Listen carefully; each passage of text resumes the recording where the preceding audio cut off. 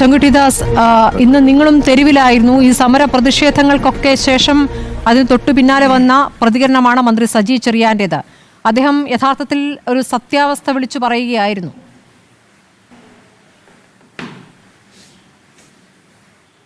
അദ്ദേഹത്തിന്റെ വ്യക്തിപരമായിട്ടുള്ള അനുഭവമാണല്ലോ പറഞ്ഞത്. പക്ഷേ ഈ സന്ദർഭത്തിൽ CPM-ലെ ഒരു മന്ത്രി വീണ ജോർജിനെ പ്രതിരോധിക്കാൻ വേണ്ടിയിട്ട് അത് പറയുന്നു എന്ന് പറയുന്നതിൽ ഒരു കൗതുകമുണ്ട്. തുടർച്ചയായിട്ട് രണ്ടാമത്തെ മുതിർന്ന CPM നേതാവാണ് ഈ കാര്യത്തിൽ വീണ ജോർജിനെതിരായിട്ടുള്ളത് എന്ന് വ്യാഖ്യാനിക്കാവുന്ന പരാമർശങ്ങൾ നടത്തുന്നത്. കഴിഞ്ഞ വർഷം ശ്രീ തോമസ് ഐസക് നടത്തിയതും സമാനമായിട്ടൊരു വിമർശന സ്വഭാവത്തിലുള്ള പരാമർശമുണ്ട്. അദ്ദേഹം പറഞ്ഞത് അവിടെ ഒരു വീഴ്ച ഉണ്ടായിട്ടുണ്ട്, അവിടെ ബാരിക്കേഡ് ചെയ്തിട്ട് ആ കെട്ടിടത്തിലേക്ക് ആളുകളെ കൊണ്ടുപോകാതിരിക്കേണ്ടതായിരുന്നു, പഴക്കമുള്ള കെട്ടിടമാണെങ്കിൽ നേരത്തെ പൊളിച്ചു മാറ്റേണ്ടതായിരുന്നു, ആ കെട്ടിടം ഇപ്പോഴും ആളുകൾക്ക് ഉപയോഗിക്കാൻ പറ്റുന്ന നിലയിൽ അവിടെ നിലനിർത്തിയത് വീഴ്ച തന്നെയാണ്, ആ വീഴ്ചയുമായി ബന്ധപ്പെട്ട് പരിശോധന നടക്കണം, അതിന്റെ അടിസ്ഥാനത്തിൽ നടപടി ഉണ്ടാവണമെന്ന് കഴിഞ്ഞ മന്ത്രിസഭയിലെ മന്ത്രി കൂടിയായിരുന്ന മുതിർന്ന നേതാവായിട്ടുള്ള തോമസ് ഐസക് പറയുന്നു.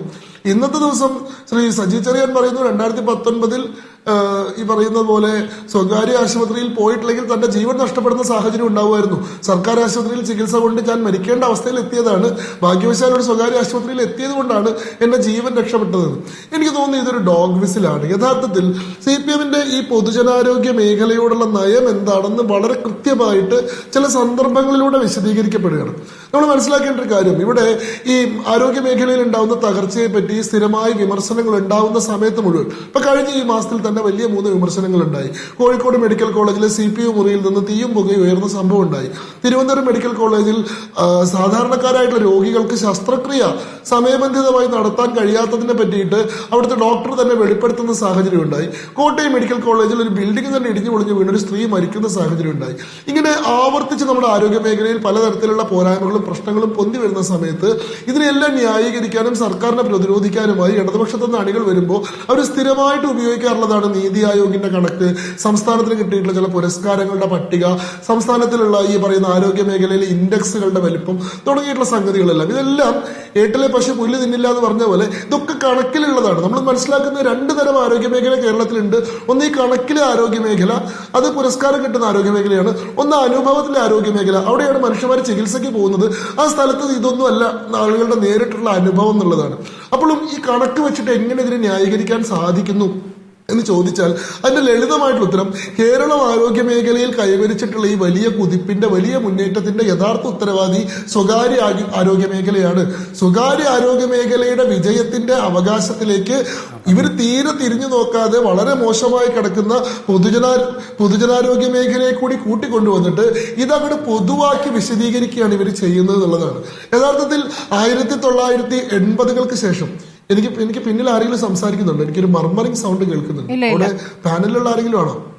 അത് കഴിഞ്ഞു, ഫോണിൽ സംസാരിച്ചതാണ്, പറഞ്ഞോളൂ. ഞാൻ പറയുന്നത് ശരി, 1980-കൾ മുതൽ കേരളത്തിന്റെ ഈ പറയുന്ന ഒരു നയം, ആരോഗ്യ നയം നിങ്ങൾ പരിശോധിച്ചു കഴിഞ്ഞാൽ നമുക്ക് മനസ്സിലാവുന്ന ഒരു കാര്യമുണ്ട്. നമ്മുടെ നാഷണൽ ഹെൽത്ത് പോളിസി പറയുന്ന ഒരു കാര്യം, ഒരു സംസ്ഥാനം അവരുടെ സ്റ്റേറ്റ് GDP-യുടെ 2.5% ചുരുങ്ങിയത് ആരോഗ്യ മേഖലയ്ക്ക്, പൊതുജനാരോഗ്യ മേഖലയ്ക്ക് നീക്കിവെക്കണം എന്നാണ്. അതേപോലെ തന്നെ മൊത്തം ബജറ്ററി അലോക്കേഷന്റെ, ഒരു വർഷത്തെ ബജറ്റിന്റെ മൊത്തം അലോക്കേഷന്റെ ഏറ്റവും ചുരുങ്ങിയത് 8.1% ആരോഗ്യ മേഖലയ്ക്ക് വേണ്ടി നീക്കിവെക്കണം എന്നുള്ളതാണ്. കേരള സംസ്ഥാനം ഒരിക്കലും ഇത് ചെയ്യാറില്ല. താരതമ്യേന നോക്കിക്കഴിഞ്ഞാൽ ഇന്ത്യൻ സംസ്ഥാനങ്ങളിൽ ഏറ്റവും കുറവ് പൈസ ആരോഗ്യ മേഖലയ്ക്ക് നീക്കിവെക്കുന്നത് നമ്മളാണ്. ഈ വർഷത്തെ ബജറ്റിൽ നമ്മൾ 4.7% മാത്രമാണ് ആരോഗ്യ മേഖലയ്ക്ക് നീക്കിവെച്ചത്. നാഷണൽ ആവറേജ് എന്ന് പറയുന്നത് 6.3% ആണ്, 6.3%. ഇത് ഇങ്ങനെയായി? 1983-84 കാലഘട്ടത്തിലെ നമ്മൾ ബജറ്റ് എടുത്തു കഴിഞ്ഞാൽ മൊത്തം ബജറ്ററി അലോക്കേഷന്റെ 12% ആരോഗ്യ മേഖലയിലേക്ക്. എന്നാൽ അവിടെ നിന്ന് ഇങ്ങോട്ട് വരുന്ന ഒരു നയവ്യതിയാനമുണ്ട്. സ്വകാര്യ ആരോഗ്യ മേഖലയെ കൂടുതൽ പ്രോത്സാഹിപ്പിക്കുകയും പൊതുജനാരോഗ്യ മേഖലയെ അവഗണിച്ചുകൊണ്ട് തകർത്ത് കളയുകയും ചെയ്യാന്ന് പറയുന്നതാണ്. കാരണം സ്വകാര്യ ആരോഗ്യ മേഖല ഈ പറയുന്ന പ്രൈവറ്റൈസേഷൻ, ഗ്ലോബലൈസേഷൻ, ഈ പറയുന്ന ലിബറലൈസേഷൻ ഒക്കെ വന്നതിന് ശേഷം വല്ലാതെ ലാഭം കൊയ്യുന്ന ഒരു മേഖലയായി മാറുന്നുണ്ട്.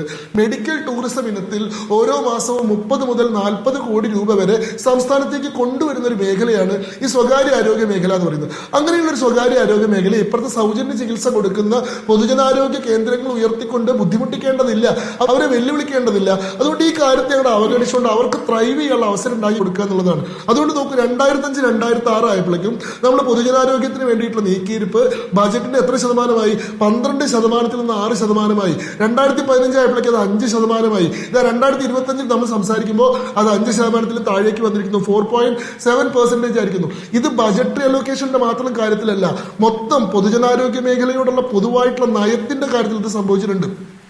ആരോഗ്യ ഇൻഫ്രാസ്ട്രക്ചർ, കെട്ടിടങ്ങളുടെ ശോചനീയ അവസ്ഥ. ഇതാ 13 കൊല്ലമായിട്ട് പൊളിച്ചു നീക്കണമെന്ന് പറഞ്ഞിട്ടുള്ള കെട്ടിടം ഇപ്പോഴും പൊളിച്ചു നീക്കിയിട്ടില്ല എന്ന് പറയുന്നു. 100 കൊല്ലം പഴക്കമുള്ള കെട്ടിടങ്ങളിൽ പ്രവർത്തിക്കുന്ന പൊതുജനാരോഗ്യ കേന്ദ്രങ്ങൾ ഇപ്പോഴും സംസ്ഥാനത്തുണ്ട്. അപ്പോൾ ഇൻഫ്രാസ്ട്രക്ചറിന്റെ കാര്യത്തിൽ, ഡോക്ടർമാരുടെ മാൻ പവറിന്റെ കാര്യത്തിൽ നോക്കൂ, ഏറ്റവും അവസാനം എടുത്തിട്ടുള്ള കണക്ക് പ്രകാരം സംസ്ഥാനത്ത് 1160 ഡോക്ടർമാരുടെ കുറവുണ്ട്, ഏതാണ്ട് 954 നഴ്സുമാരുടെ കുറവുണ്ട്, 750ഓളം ഈ പാരാമെഡിക് സ്റ്റാഫുകളുടെ കുറവുണ്ട് എന്നുള്ളതാണ്. ഡോക്ടർ ടു പേഷ്യന്റ് റേഷ്യോ നോക്കി കഴിഞ്ഞാൽ 1:4000 അംഗീകൃതമായിട്ടുള്ള കണക്ക്. അതായത് 4000 പേഷ്യന്റിന് ഒരു ഡോക്ടർ എന്നതാണ് സാർവത്രികമായിട്ട് അംഗീകരിക്കപ്പെട്ട കണക്കെങ്കിൽ കേരളത്തിലെ ഡോക്ടർ ടു പേഷ്യന്റ് റേഷ്യോ എന്ന് പറയുന്നത് പരിതാപകരമാണ്. മലപ്പുറം ജില്ലയിൽ 7500 പേഷ്യന്റിനാണ് ഒരു ഡോക്ടർ ഉള്ളത്. കോഴിക്കോട് ജില്ലയിൽ 7250 പേഷ്യന്റിനാണ് ഒരു ഡോക്ടർ ഉള്ളത്. തിരുവനന്തപുരത്ത് പോലും 5500 ആൾക്കേ ഒരു ഡോക്ടർ ഉള്ളൂ.